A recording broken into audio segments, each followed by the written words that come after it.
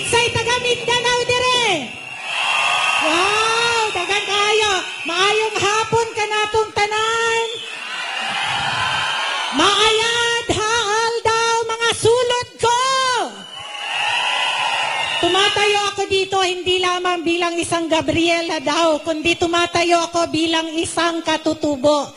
Ako po ay nagmula sa bayan ng Malaybalay, Bukidnon sa Mindanao. Itinataas ni ate, irespeto ang mga IPs!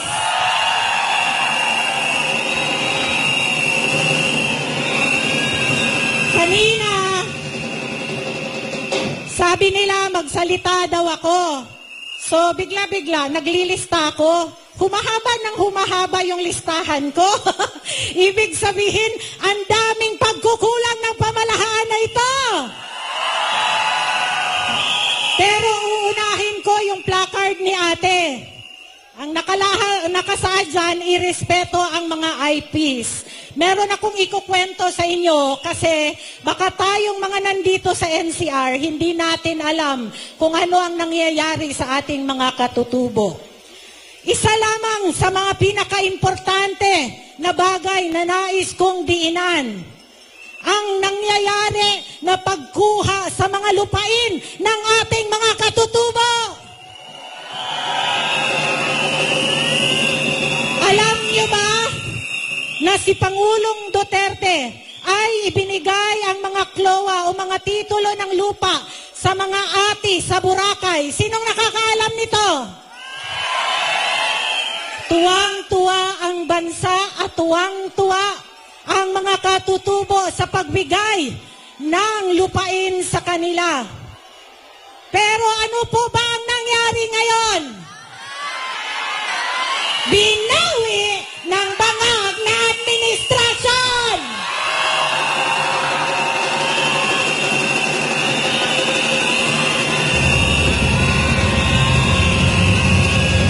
Ano ang dahilan kung bakit nila binawi? Dahil daw pinapaboran ng Department of Agrarian Reform ang mga hotel owners o ang mga oligarkiya para magtayo ng mga hotel at para sa turismo.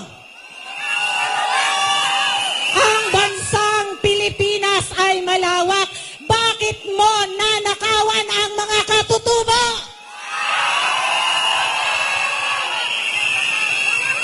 Sa totoo lamang, nadudurog ang puso ko kapag ipinag-uusapan ito. Hindi ba kayo naiiyak para sa mga kababayan nyo na nasa kabundukan? Bakit nagkakaroon ng mga rebelde? Dahil kapag ang pamahalaan ay hindi inalagaan ang kanyang mga sambayanan, ito ang nagiging dahilan kung bakit merong protesta. Kung bakit merong pag-aaklas. Dapat ba na hindi pakinggan ni BBM ang hinaing ng mga katutubo? Tayo na nandito sa NCR, tuwang-tuwa tayo dahil meron tayong natitirahan, meron tayong natatawag na ating lupa. Pero yung kakapiranggot na ibinigay sa mga katutubo sa kawalang hiyaan ay binawi pa.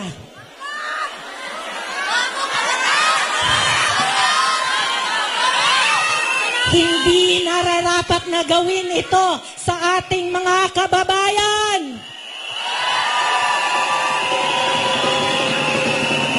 Yung mga lupaing iminigay sa mga ati at sa mga eta ay ibalik sa kanila.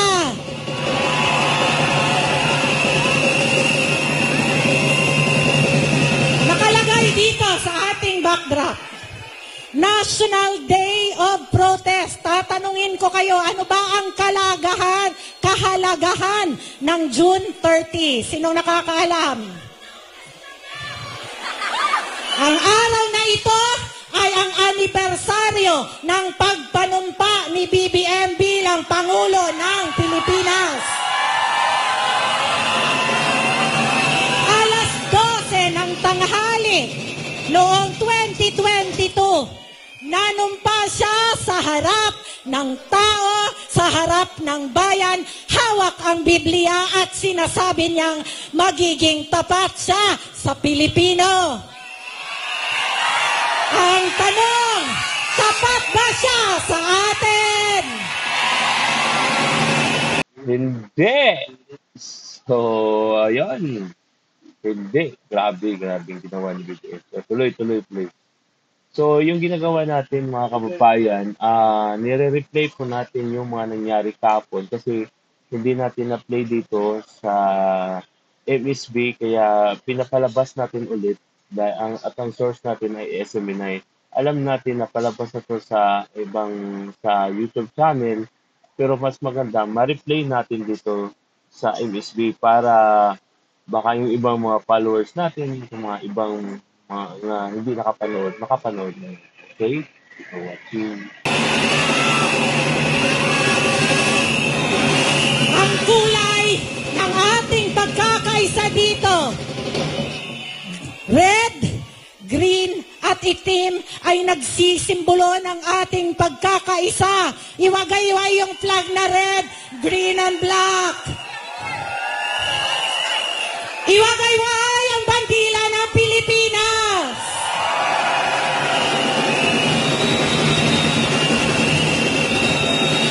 Ang bawat isa sa atin ay may tungkulin pangalagaan ang ating bayan. Alam nyo, bilang isang dating undersecretary ng isa sa mga ahensya ng pamahalaan, sabi ko kay Pangulong Duterte ko lamang naranasan na ang lahat ng mga lingkod bayan ay takot magkamali.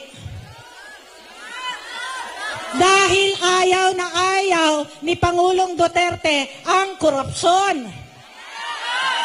Anong sabi niya? Papakainin ko kayo ng sinsilyo. Ano yung sinsilyo? Yung coins.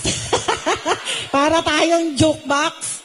Sino ang natatanging Pangulo na nagsabi kapag kayo ay inagrabyado ng isang lingkod bayan o nagtatrabaho sa gobyerno, sampalin ninyo. Duterte, Duterte, Duterte, Duterte. Ano ang ibig sabihin ni Pangulong Duterte noon? Ang sinasabi niya, ang taong bayan ang siyang may kapangyarihan. At ang lahat ng lingkod bayan ay dapat mananagot sa publiko. Pero ano ang pinakaunang panukala na inilabas ng ating BBM? Ano ang pinakaunang executive order na kanyang nilagdaan?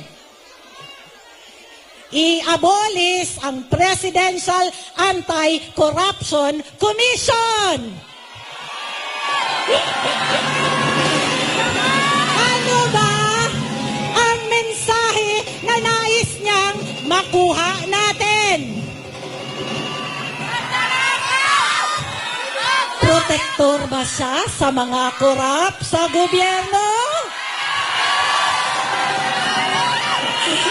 Si Pangulong Duterte, itinayo ang PACC o Presidential Anti-Corruption Commission dahil gusto niya na ang bawat isa sa atin ay merong sumbungan na magsasabi tayo kung meron tayong naobserbahan na mga katiwalian. Ngayon, saan kayo magsusumbong? Wala na. Wala tayong susumbungan. Kasi pag isusumbong mo, bubusalan ka. Hindi ka bubusalan, babayaran ka. So, wala talaga. Iba talaga si Tatay Digong. Mayroong ahensya na nagbabantay sa corruption. Pero ngayon, tinanggal yung ahensya para sila makakorap. Saan ka pa? Saan ka pa makahanap na ganung administrasyon? O di ba? Sige, tuloy. Sa ipis at sa daga!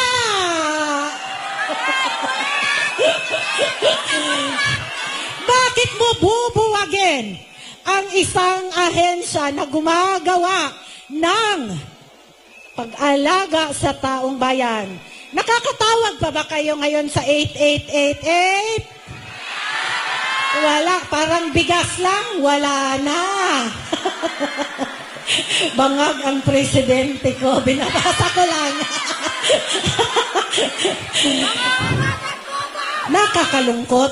Alam nyo, sa panahon namin, ano ang saysay ng 888? Lahat kaming nakaupo sa pwesto, every week nakakatanggap ng sulat. Alam nyo, sa totoo lang, grabe kayo, no? Grabe ang taong bayan.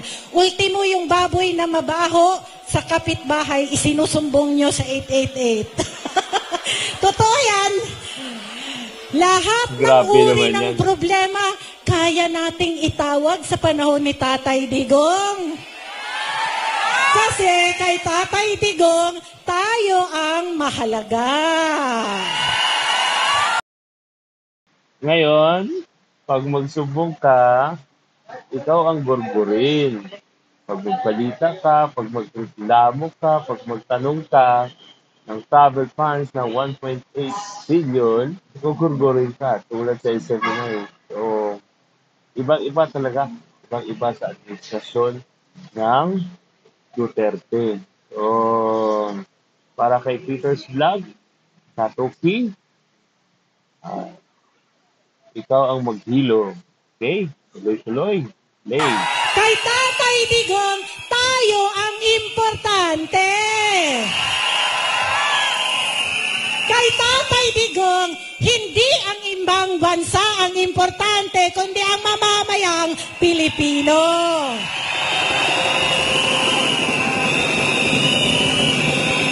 Kay Tatay Digong, munggo ang ulam sa Malacanang. Ngayon, ano ang ulam nila?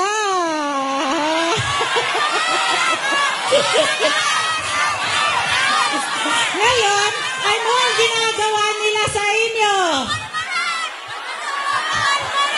Concert! Woohoo! Grabe yung mga iba sisigaw, pulburon. Bangag talaga yung administrasyon yun. Ang daming sumisigaw sa ambience yun. Pulburon, pulburon. Kayo ba ay pumunta dito para makinig ng awitin ng mga sikat na artista? Kayo ba ay pumunta dito dahil may ayuda? Tayo ay nandito dahil mahal natin ang bansang Pilipinas.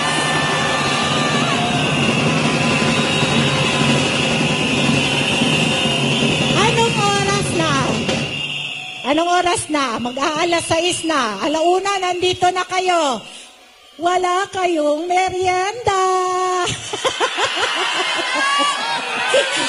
Pero kahit ganun pa man, hindi kayo gutom. Bakit?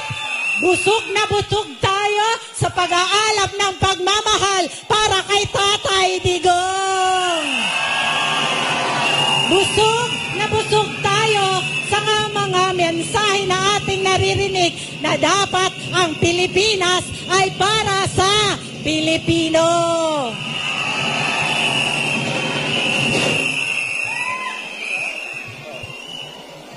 Ano pa yung sinulat ko dito? Teka lang, nawala. Sinulat ko dito. Alam nyo, nakakalungkot sa mga sinong nananarbaho sa gobyerno dito. Ano ba yung isang malungkot na balita na ginawa ang hilig magbawi nitong administrasyon na ito, no? Binawi yung mga lupa. Ngayon naman, anong binawi? Binawi ang benepisyo ng mga militar at benepisyo ng mga nagtatrabaho sa gobyerno. Sabi, tatanggalin daw ang performance-based bonus. Ang mga nanunungkulan sa pamahalaan ay meron tinatawag na performance-based bonus, no?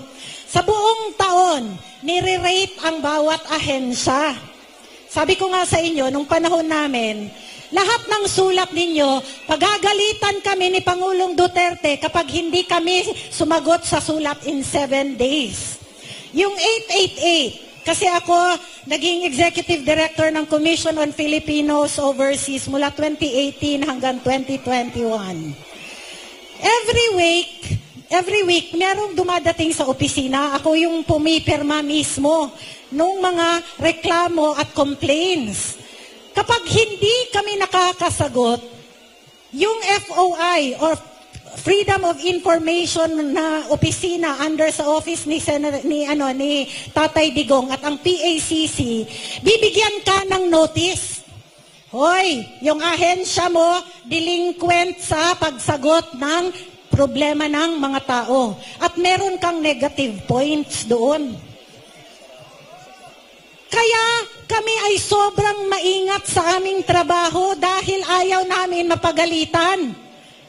Ngayon, kumusta po ang inyong mga lingkod bayan? Pagkatapos, tinanggalan pa ng benepisyo. Bakit nyo tinanggalin? Ibubulsa nyo po ba? Nagtatanong lang naman po. Nagtatrabaho ng maayos ang ating mga kababayan. Huwag nyo pong lahatin dahil marami pong tapat na naninilbihan sa gobyerno. Ang ating mga teacher. Bakit si VP Sara sobrang nalulungkot sa kanyang pagbitiw sa Department of Education? Merong teacher na sumulat ng tula. Tanging kay VP Sara lamang nila natikman ang isang buong buwan na walang trabaho ang mga teachers.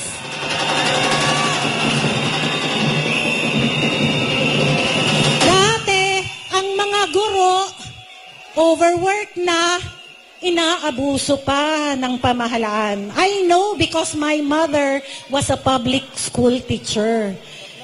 Grade 1 and grade 4 teacher po yung nanay ko at marami po akong mga kapatid na nandoon sa Bukidnon na teacher. Pero ngayon lamang nakaranas ng kaluwagan ang ating mga teacher kasi pag summer break, alam nyo, sobrang naaawa ako sa mga teacher kasi pag uwi niyan sa bahay, nag-check pa yan ng assignment at ng mga homeworks at test ng mga kabataan. Gagawa pa ulit ng kanyang lesson plan para kinabukasan. Pagdating ng weekend, pinapapunta pa sa paaralan para maglinis. Hindi po alila ang ating mga guro. At ito ay ginawa ng paraan ni VP Sara Duterte. Mabuhay si VP Sara!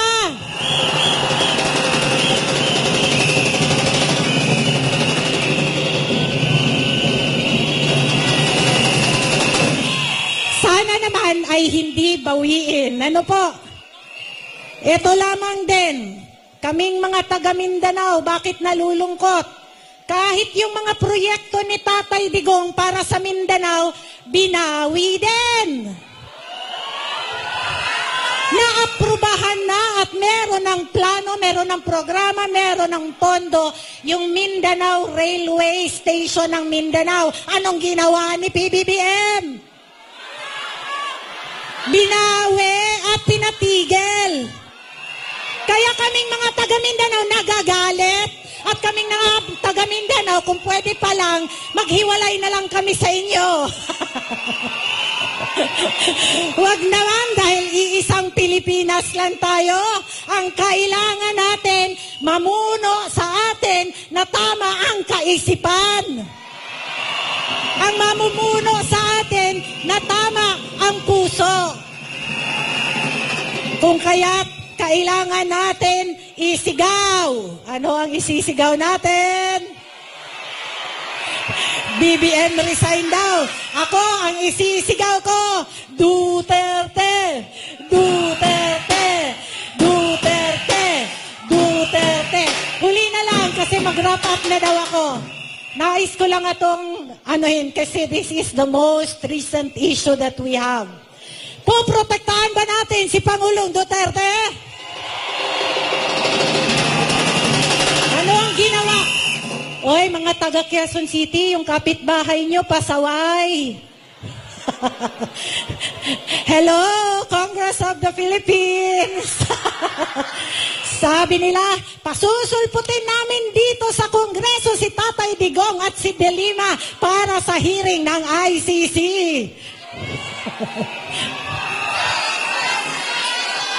Sino sa inyo dito ang hindi safe sa panahon ni Tatay Digong? PRRD's presidency gave peace and security to the Philippines.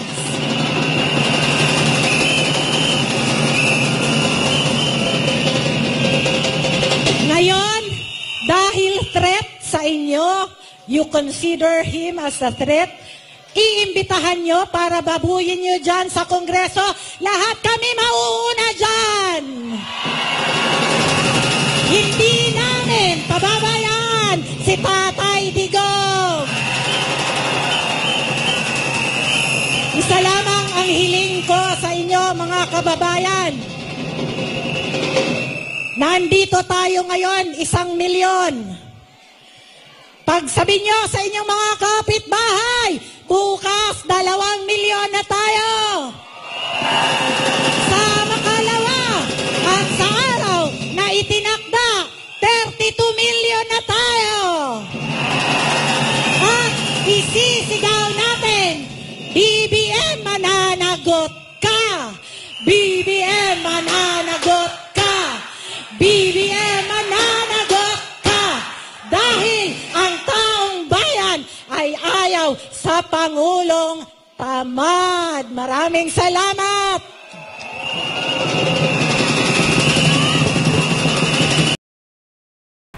So, ayun, grabe no, sa speech ni Ma'am Astra. So, ang dami palang binawi ng bangag administrasyon. Talagang nakakainis. So, talagang adiktador. So, kailangan na talaga siyang palayasin. So, kung alam nyo mga kababayan, mga kabukid, sumakit yung ulo nila paano nila ilagay yung anong tawag yun, yung mga dump truck, mga sasakyan na malalaki, dahil hindi nila alam na kahit saan pala ay mayroong sabay-sabay na maisog at kahit saan ikinover po ng SMNI. Ganyan kalupit ang SMNI, kaya insecure na insecure sila kay Pastor Apollo C. Kibuloy at sa SMNI at sa QJC. Kaya ganun na lang ang kanilang paggugurgur sa kanila dahil sa usapang excellent, napaka-excellent po. Kahit saang event, mayroong SMNI, mapa-Japan, mapa-Hong Kong, o kahit saan ka pang sulok, mayroong SMNI dahil hanggang mayroong QJC, mayroong magko-cover ng mga event na katulad nitong maisog. O, diba? Next na pakinggan natin, walang iba si Attorney Trixie. So, huwag na natin patagalin dahil wala, para mapakinggan natin yung mga malupit nilang na mga speech. So, ito na. Tapos, may tumawag dun sa stasyon na tinatrabahuhan ko.